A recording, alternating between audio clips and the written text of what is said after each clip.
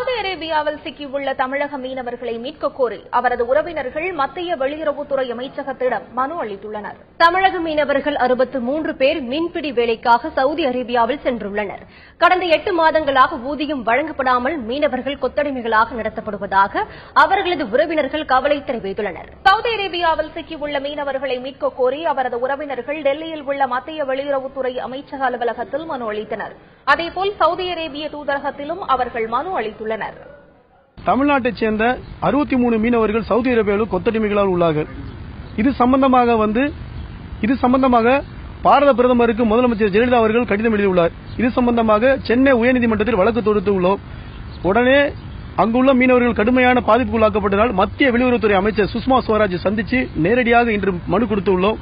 விரைந்து நடவடிக்கை எடுக்கும் என்று உறுதியளித்துள்ளார். மேலும் இது சம்பந்தமாக சவுதி அரேபியா எம்பசிக்கு சென்றும் அங்கே மனு கொடுத்துள்ளோம். அவர்களும் சவுதி அரேபியாவில் இருக்கக்கூடிய இந்திய தூதரகத்தின் மூலம் நடவடிக்கை எடுப்போம் என்று உறுதியளித்துள்ளார்கள்.